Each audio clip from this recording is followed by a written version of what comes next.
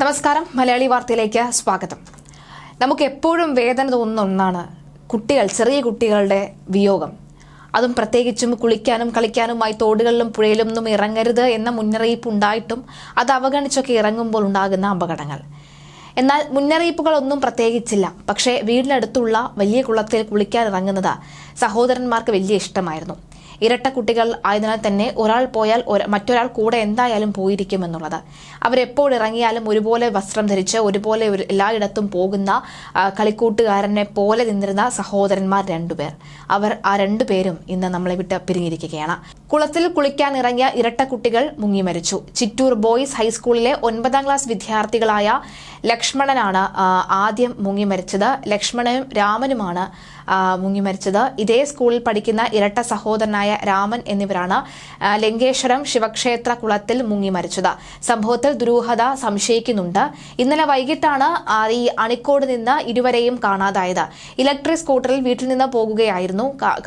കാണാതായതോടുകൂടി അന്വേഷണം നടത്തുന്നിടയിൽ രാമന്റെ വസ്ത്രങ്ങൾ കുളത്തിന്റെ കരയിൽ കണ്ടെത്തി. ഫയർഫോഴ്സ് രാവിലെ നടത്തിയ തിരച്ചിലിൽ ലക്ഷ്മണന്റെ മൃതദേഹം കൂടി കണ്ടെത്തി. പിന്നാലെ രാമന്റെ മൃതദേഹവും കണ്ടെത്തി. ഇരുവർക്കും നീന്തൽ അറിയില്ലായിരുന്നു. മീൻ പിടിക്കാൻ ഇറങ്ങിയതാണെന്നാണ് വിലയിരുത്തൽ. സംഭവത്തിൽ വിശദ അന്വേഷണം നടത്താനാണ് പോലീസ് തീരുമാനിക്കുന്നത്. ശനിയാഴ്ച വൈകിട്ട് കുളത്തിന് അടുത്തുള്ള ലങ്കേശ്വരം ശിവക്ഷേത്രത്തിൽ ഇരുവരും പോയിരുന്നു. ഇതിനുശേഷം ഇവരെ കാണാതാവുകയായിരുന്നു.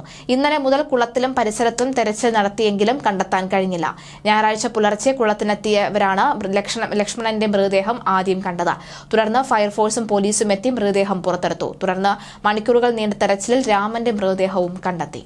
ആദ്യഘട്ടത്തിൽ ലക്ഷ്മണൻ എന്ന ഒരു വിദ്യാർത്ഥിയുടെ അല്ലെങ്കിൽ ഒരു സഹോദരന് മാത്രമേ മരണം സ്ഥിരീകരിച്ചിരുന്നുള്ളൂ. ഇനി അപ്പോഴൊക്കെ തന്നെ വലിയ വാർത്തകളൊക്കെ തന്നെ പരന്നിരുന്നു. ഒരാളെ തള്ളിയിട്ടിട്ട് മറ്റൊരാൾ നാട് വിട്ടോ എന്നൊക്കെ തന്നെ സംശയം നിഴലിച്ചിരുന്നു. എന്നാൽ പിന്നീടാണ് മണിക്കൂറുകൾക്ക് ശേഷമാണ് മറ്റൊരാളുടെ കൂടി മൃതദേഹവും കൂടി കിട്ടിയത്. രണ്ടുപേരും മരണപ്പെട്ടിരിക്കുന്നു. ആ വീട്ടിലെ അമ്മ ഇതെങ്ങനെ താങ്ങും, ആ വീട്ടിലെ അച്ഛൻ ഇതെങ്ങനെ താങ്ങും എന്ന സംശയമാണ് എല്ലാവരും നോക്കുന്നത്. കണ്ണീരിലാഴ്ത്തിയിരിക്കുകയാണ് ആ കുടുംബത്തെ ഒന്നടങ്കം.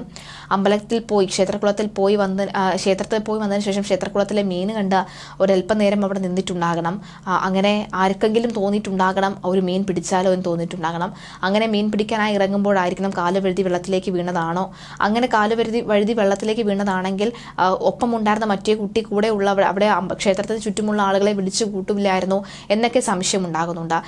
മാത്രമല്ല ദുരൂഹത നിലനിൽക്കുന്നുണ്ട്. എന്താണ് സംഭവിച്ചതെന്ന ദുരൂഹത ഇപ്പോൾ സമൂഹ മാധ്യമങ്ങൾ നിറയുകയാണ്. എന്തായാലും വലിയ വേദനയോടുകൂടി തന്നെയാണ് ഈ ഏറ്റവും അടുത്ത ബന്ധുക്കളടക്കമുള്ളവർ പ്രതികരിക്കുന്നത്. ഞങ്ങളൊരു 8 മണിയാകുമ്പോഴേക്കും ഞങ്ങൾക്ക് വിവരം അറിഞ്ഞിട്ടുണ്ടായിരുന്നു. നമ്മൾ ഈ ഏകദേശം ഈ ലൊക്കാലിറ്റിയിൽ മൊത്തം തെരഞ്ഞു. ഞങ്ങൾ ഇതുവരെ വന്നാണ് പുലർച്ചെ 3 മണി വരെ ഈ ഭാഗം വരെ വന്നാണ്. പക്ഷേ എല്ലാവരുടെ മൈൻഡിൽ ഒരു ഇലക്ട്രിക് സ്കൂട്ടർ എന്നുള്ള സ്ഥിതിക്ക് നമ്മൾ ഇവിടെ ഈ ഒരു ഗ്യാപ്പിൽ നോക്കിയില്ല. അതിൽ പറ്റിയൊരു ഇതാണ്. വെളിച്ചമില്ലാത്തൊരു ഏരിയ, പിന്നെ ആകെ 2 സ്ട്രീറ്റ് ലൈറ്റ് മാത്രമേ ഉണ്ടായിരുന്നുള്ളൂ.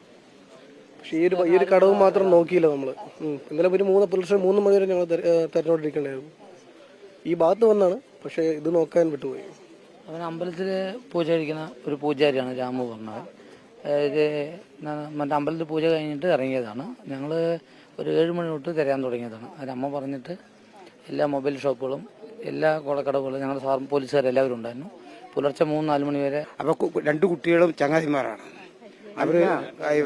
ഹലോ, ഏട്ടനും അനിയനാണ്, ട്വിൻസാണ്. ഈ ഒരു കുട്ടി അമ്പലത്തിൽ ഞങ്ങളുടെ തറയാണ്, വാണിത്തറ, പിന്നെ ചാമ്പറമ്പ് വാണിത്തറയാണ്. രണ്ടുപേരും അവിടെ അമ്പലത്തിൽ ഇവര് പൂജയ്ക്കുള്ള ചടങ്ങ് ചെയ്യാൻ വേണ്ടിട്ട് വിളക്ക് വെച്ചതിന് ശേഷം ഒരാൾ ചെരുപ്പ് അവിടെ തന്നെ അഴിച്ചു വെച്ച് രണ്ടുപേരും കൂടി വണ്ടി എടുത്തിട്ട് ഇങ്ങോട്ട് വരുമായിരുന്നു. എന്നിട്ട് മീൻ പിടിക്കാൻ വേണ്ടി വന്നു എന്നാണ് പറയുന്നത് കേട്ടത്.